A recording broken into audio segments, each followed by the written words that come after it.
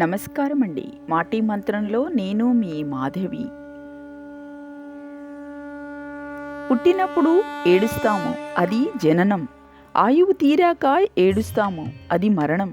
ఈ రెండిటి మధ్యలో మన ప్రవర్తనతో ఎంతమందిని ఏడిపించకుండా బ్రతుకుతామో అదే నిజమైన జీవితం.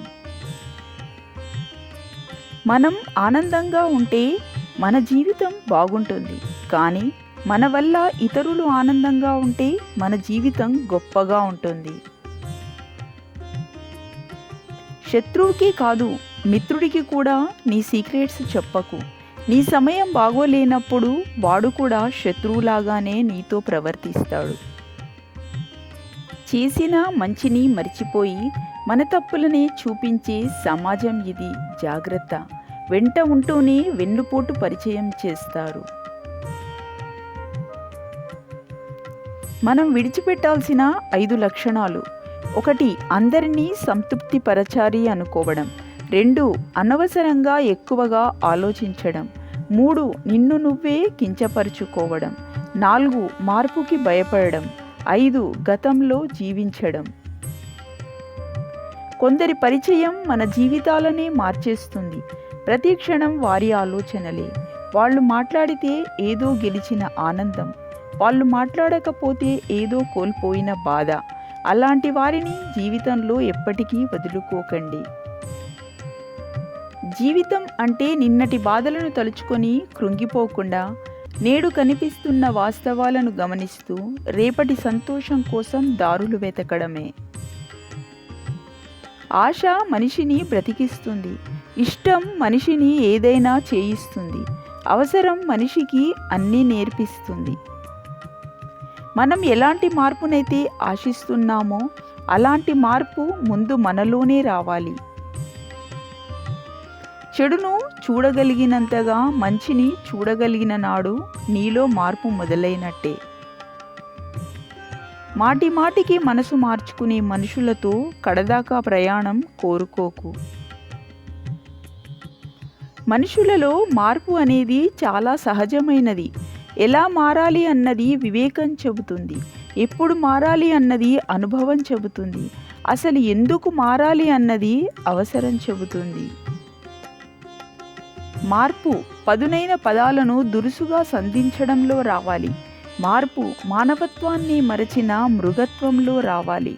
మార్పు కళ్ళ ముందున్న కన్నీటిని చూడలేని అంధత్వంలో రావాలి. మార్పు తోటివారి ప్రతిభను గుర్తించక ద్రోహం తలపెట్టే దృక్పథంలో రావాలి.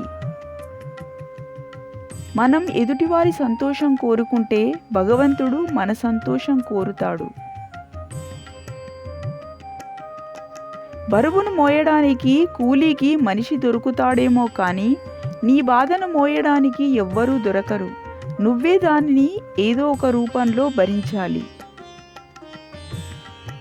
మన లక్ష్యాలను సాధించడం ముఖ్యమే, కానీ దానివల్ల ఎవరికీ నష్టం జరగకూడదు. నీ విజయాన్ని అడ్డుకునేది నీలోని ప్రతికూల ఆలోచనలే. క్రింద పడ్డామని ప్రయత్నం ఆపితే చేసే పనిలో ఎప్పటికీ విజయం సాధించలేము. చేతిలో డబ్బు ఉంటే నిన్ను నువ్వు మర్చిపోతావు, కానీ చేతిలో డబ్బు లేకపోతే ప్రపంచం నిన్ను మర్చిపోతుంది. కాలం ప్రవహించే నది లాంటిది. ప్రతి క్షణాన్ని ఆక్రమించుకోండి మరియు దానిని అందంగా తీర్చిదిద్దుకోండి. మీ యొక్క ఆత్మవిశ్వాసమే మీ ప్రతిభ. మీరు దినదిన ప్రవర్ధమానం కావడానికి, సులభంగా గమ్యం చేరుకోవడానికి దోహదకారిగా మారుతుంది. నీకు కన్నీరు వస్తే అది బాధ. అదే కన్నీరు ఎదుటివారికి వస్తే జాలి. అదే కన్నీరు పగవారికి వస్తే ఆనందం. రాలే 2 కన్నీటి చుక్కలకి ఎన్ని తేడాలు ఉంటాయి. రక్త సంబంధం ఉన్నవారు ఎంత ద్వేషించినా అవమానించినా వారినే ప్రేమిస్తారు.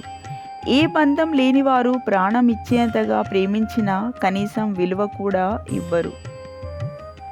కుటుంబం అంటే రక్త సంబంధం ఉన్నవాళ్లే కాదు, ఆపద సమయంలో మన చెయ్యి పట్టుకొని మన ముందు నడిచిన వాళ్ళందరూ మన కుటుంబమే. అధైర్యం ఆవహిస్తోందని ఏమాత్రం అనుమానం వచ్చినా సరే ఎంత మాత్రం ఉపేక్షించవద్దు. దాన్ని మొగ్గలోనే తుంచేయండి, లేకపోతే మొదటికే మోసం. గర్వంలోని అతి చెడ్డ గుణం ఏంటంటే అది మీలో ఉన్న తప్పుల్ని మీకు ఎన్నడూ అనుభూతి చెందనివ్వదు. నువ్వు ఎప్పుడూ కరెక్ట్ అని చెబుతుంది. అలా తప్పుడు సంకేతాలు ఇచ్చి మిమ్మల్ని ఏదో ఒక రోజు అధోగతి పాలు చేసి పాతాళానికి తొక్కేస్తుంది. గర్వం నాశనానికి కారణం. కలిసి ఉంటేనే నిజమైన ప్రేమ కాదు. దూరంగా ఉంటున్నా సరే, ఒకరిని ఒకరు ఎప్పటికీ కలవరని తెలిసినా సరే, మనసుతో మనసుని ముడివేసుకొని బ్రతకడమే నిజమైన ప్రేమంటే. ఏ పని అయినా కష్టపడితేనే పూర్తి అవుతుంది. Thank you so much for watching this video.